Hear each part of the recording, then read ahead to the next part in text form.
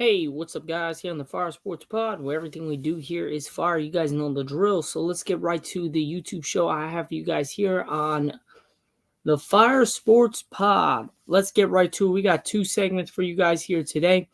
The first segment we got for you guys, we're going to be going over on Recap Monday today. We're going to be going over what happened on Saturday night at ABC at 8:30 p.m. Eastern Time in Crypto.com Arena between the Lakers and the Denver Nuggets.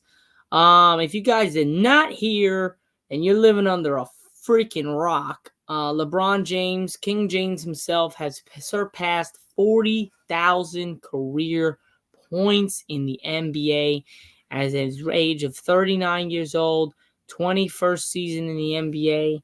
He's hit over 40,000 points in his career is remarkable. Congratulations to LeBron James. But man, it's great. Like, okay, yeah, he won this, he won that, he won all these things, he's broken all these records, right? Stephen A. Smith now says, oh, because of that, there's a saying. He is the only one in the history of the game that has been able to do it for this long and be this good. And because of that, he's in the debate conversation to be the GOAT. Now, with that being said, the reason why I quoted Stephen A. Smith from today's show on First Take was because I also understand where he's coming from. Yeah, I think LeBron James is one of the best players, if not the best player to ever walk this planet. The problem is Laker Nation, the front office, the Laker players, Anthony Davis, LeBron James, all these guys. LeBron showed up. AD, 17 points. Did not show up. There comes a time when, your star is versus Jokic, reigning MVP. You guys got swept by them the previous year in the Western Conference Finals. AD was just getting embarrassed by Jokic. There comes a time when you got to make a statement. I'm saying there's no way AD has 17 points in a game when LeBron James almost has 30. There's no excuse. No excuse for it. And the fact of the matter that Jokic has a 35-point triple-double almost. It's just remarkable how this guy cannot be stopped. But I'm not asking for AD to stop him. I'm asking for AD to compete. When it comes down to these big games, especially against when some reason when LeBron's breaking records, AD don't show up. It's funny. Western Conference Finals. Showed up defensively, offensively really wasn't there. LeBron was had to take really the most of the load. Then you move to this year, opening day in Denver, rematch of the last year's Western Conference Finals where you got swept. We get beat. When he passed Kareem Abdul-Jabbar last year, we got beat. When the Kobe statue was unveiled, we got beat.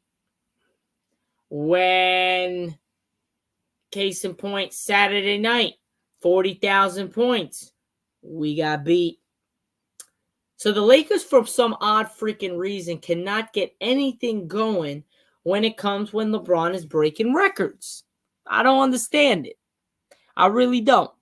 When he surpassed Kobe Bean Bryant on the list, we got demolished by the 76ers, and the day after that, RIP, RIP Kobe Bryant, who passed away the following morning. Then you moved when he passed Jordan. I believe we actually beat them on Jordan, but every other time we've lost. So it just shows, for some reason, Lakers and Anthony Davis does not come to play when LeBron James is breaking records. Of late, we can't beat Denver. We're 0-8 against them in the last 8 games, 4 including with the 4 in the postseason. We played them opening day. We played them Kobe Bryant statue, and we played them just now. So I believe we're either 0-7 or 0-8 against Denver, in the last like 8 to 7 matchups. That's pretty bad. I mean, the only 2 teams that I think the Lakers cannot beat right now, or probably ever, would be the Celtics and the Nuggets. But I'm still, I don't understand, but I'm not afraid of them. I'm really still not afraid of them. I think we can beat Boston. We've proven that we can. We've proven when we were in those games. We can beat Denver. We just have to play sound basketball. We have to play winning basketball. We actually got to give a shit and not fuck up when it matters the most. And I think that's our biggest problem. We're trying at most to get this going, to get that going, and we can't get it going for some odd freaking reason. I don't understand it. I don't know what's the problem with it. I don't know why. It feels like the Lakers just stopped playing. They just stopped playing entirely. Like they don't care. They don't want to play when it comes to these monster games. We got to see tonight. We play against OKC in Crypto.com Arena, starting on a monster run. Got like 7 straight games where we're fucking playing really good teams. Start of it. Denver was the start of it. We're 0-1. Now we got OKC coming to town tonight. We got to take care of business against OKC because we can't take care of OKC. We're going to have a big-ass problem. So I believe we got to stay consistent. We stay consistent with it, we could beat these teams without doubt. I don't think we can't beat any of these teams. I just think, are we all going to play up to par and we're all going to play at the capacity that no we can play at?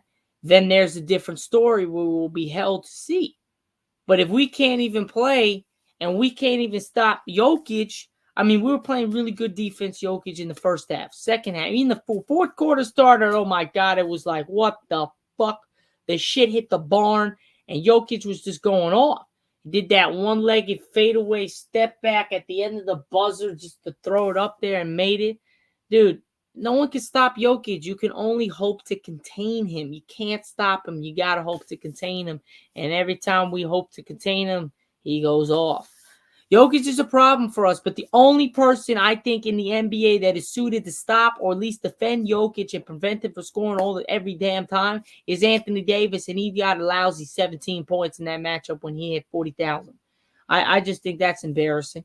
And I just think that the fact that you're the big man and you're supposedly supposed to take the torch away from LeBron James when he does eventually retire or leave the Lakers, the fact of the matter is you're not the guy right now. You ain't the guy for it.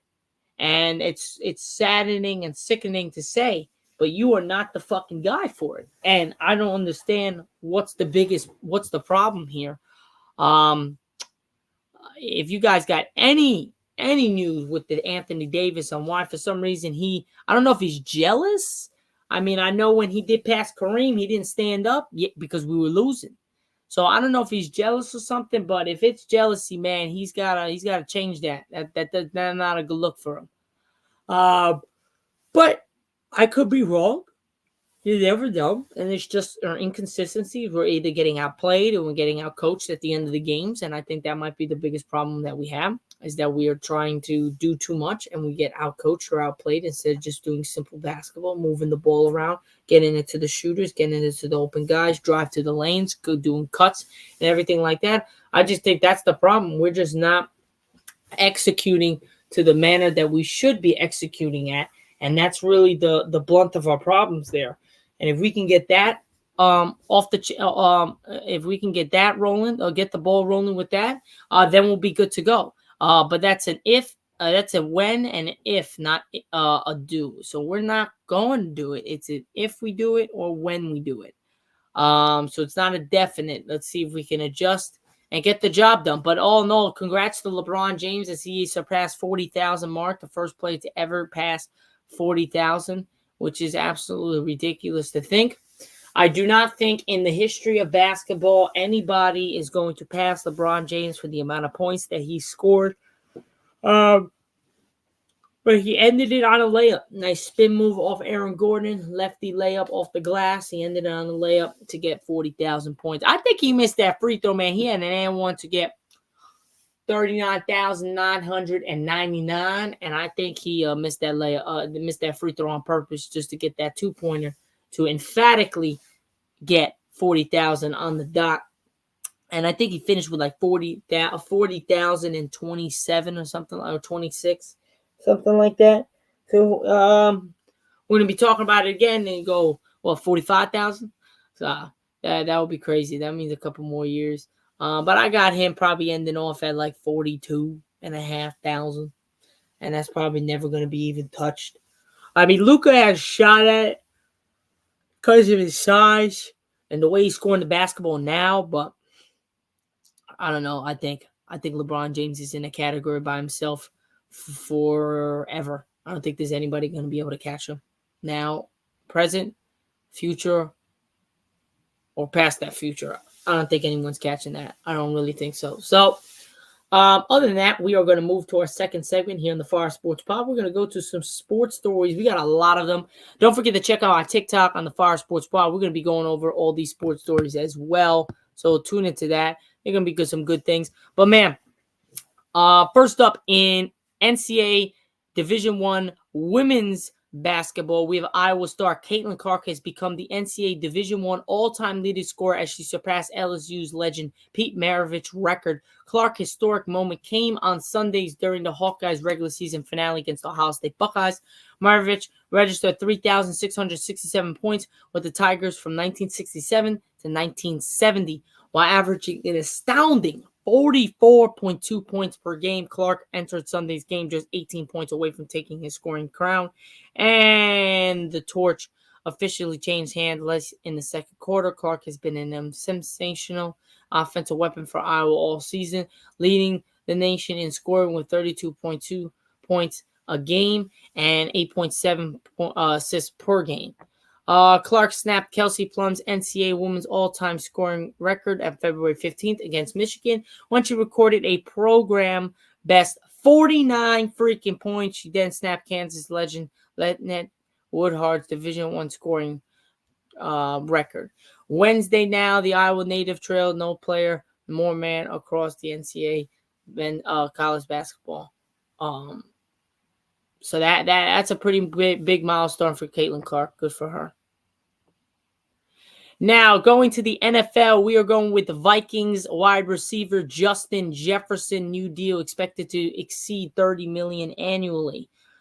Justin Jefferson's patience is about to be handsomely rewarded. The Vikings wide receiver is slated to receive a contract extension that will make him the highest paid wideout in NFL history, according to ESPN. Jefferson's deal is expected to pay him more than $30 million annually. Per the report, no wideout in league history has ever made north of $30 million annually.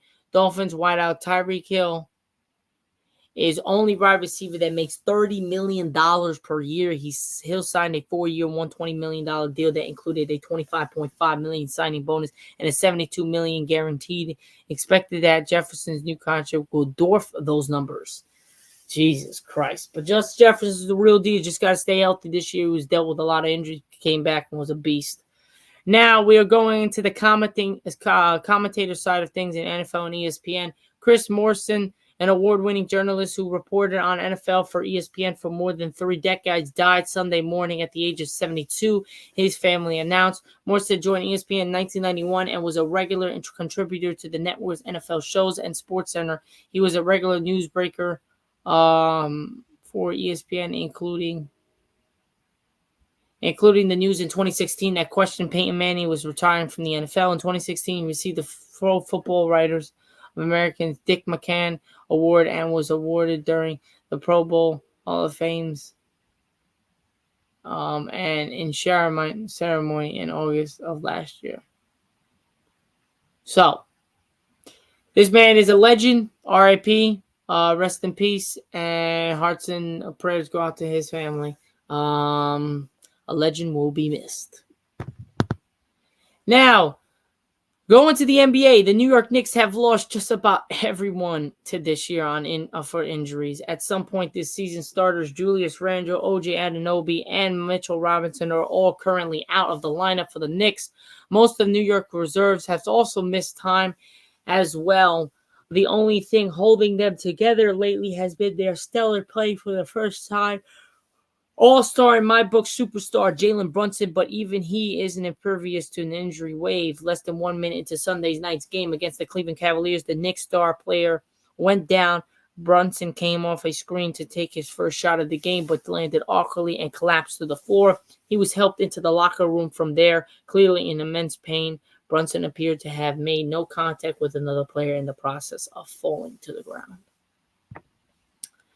Now we're staying in the NFL. We're going to the NFL again. 5-time Pro Bowl Tampa Bay Bucks wide receiver Mike Evans was arguably going to be the most coveted free agent at his position. However, the 5-time Pro Bowl decided to stay home after agreeing to a 2-year, according to CBS lead NFL insider Jonathan Jones. The deal was worth $52 million, including $35 million guaranteed. Evans agreed. Agent told ESPN. Derek Gilmore, Evans' agent, contacted Jones on Sunday night, telling CBS, Mike just called me last night and said I want to be a Buck for life. Myself and Darren Jones have worked hard to get their deal done.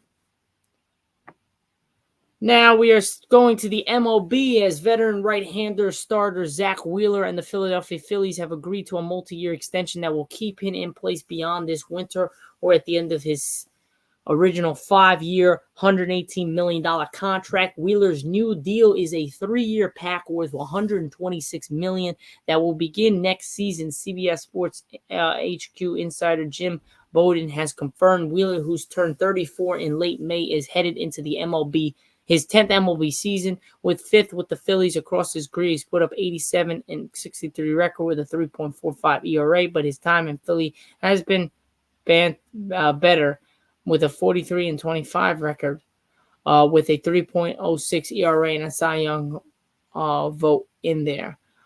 Different seasons per Baseball References estimates he's tallied 19.6 of his 28.7 wins above replacement since signing with the Phillies following the 2019 campaign. His stats: 3.61 ERA, WHIP 1.08, innings pitched 192, walks 39, strikeouts 212. This man is the real deal. Now, if you look, we got the Yankees. I mean, now everyone knows it was a disappointing end to the season for the Yankees, to say the least.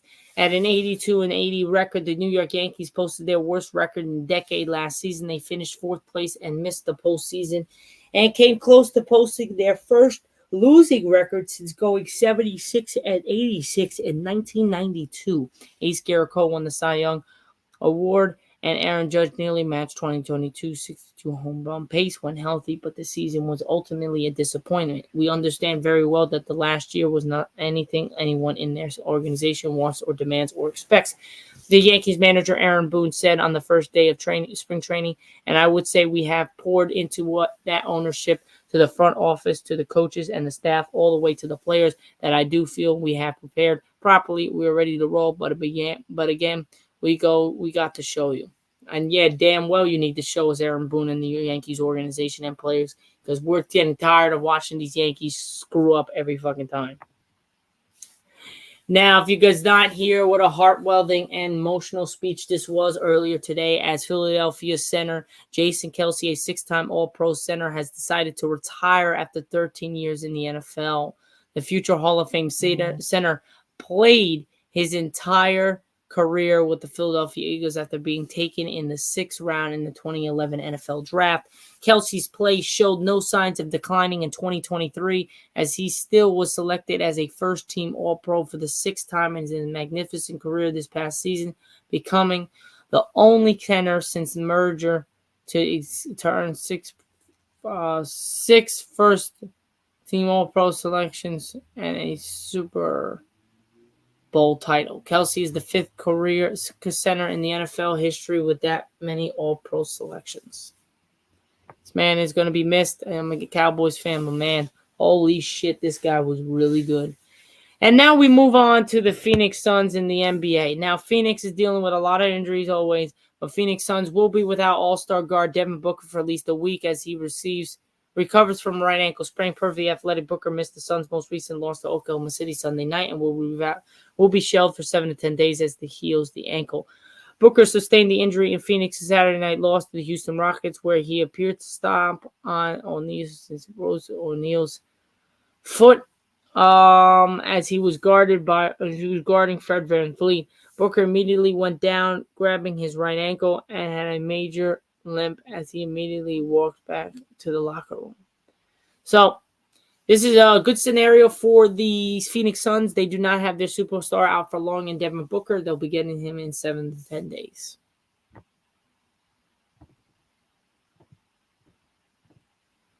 Now, ex-NFL wide receiver Braylon Edwards stops alleged assault of a man who's 80 years old.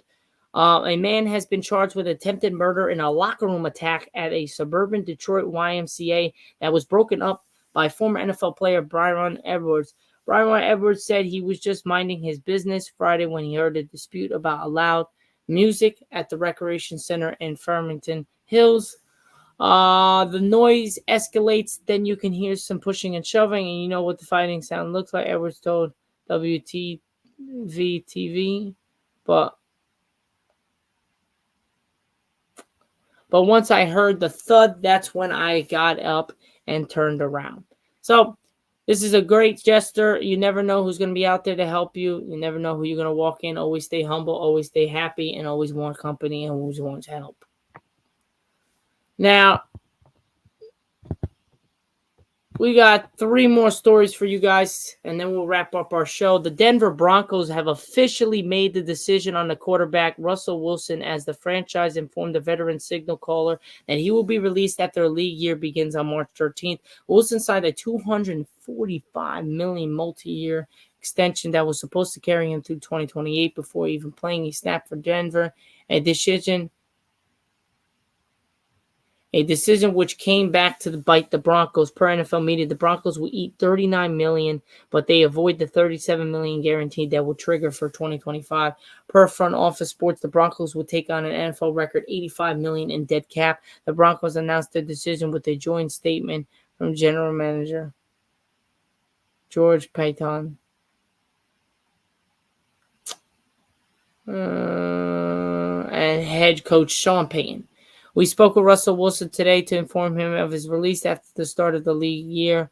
On behalf of Broncos country, we all thank for Russell Wilson's support and dedication and leadership. That's just messed up, man. You just fucked this guy over. Like, that's pretty messed up. I mean, you guys banged out like 5 straight wins against big-time opponents, and then you're going to let him go. That's pretty messed up. Now, moving on to the Chiefs. I know earlier last week I said about L'Jarius Sneed. Now, as the Chiefs weigh whether to move on from L'Jarius Sneed, they are making sure the star cornerback won't hit free agency. Kansas City placed a non-exclusive franchise tag on Sneed ahead of Tuesday's deadline, keeping him under team contract for 2024 season and leaving open the possibility of a trade.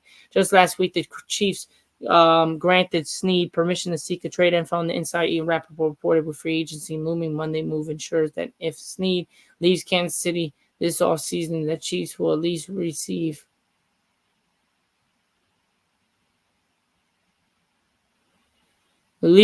some draft pick compensation for the side. But both sides have until mid-July to work out a long-term extension or until the midseason trade deadline to part ways via trade. So this is big. I think the Chiefs really need to keep L'Jarius Sneed if they want to try to even go back for a three-peat to win a Super Bowl again.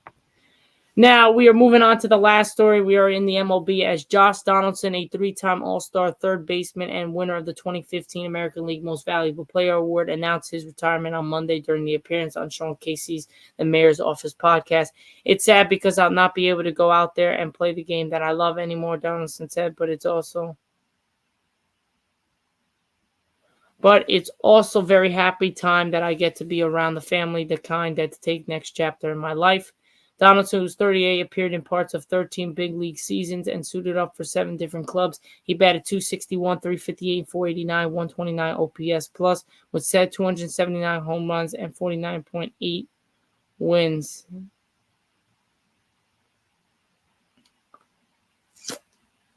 That's not bad.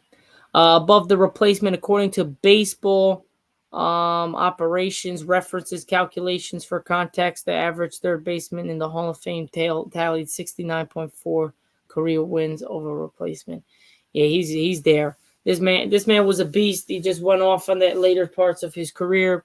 But have a great retirement, Donaldson, and see you in the next life. Other than that, guys, that's pretty much it for my YouTube show here on the Fire Sports Pod. I hope you guys enjoyed my show. I will catch you guys just later today. Let's go over the sports stories that I just took over you, and we'll go over some of our clips will be posted tomorrow. Other than that, guys, have a great rest of your Monday afternoon, on Monday night, and I'll catch you guys in just a little bit. Peace.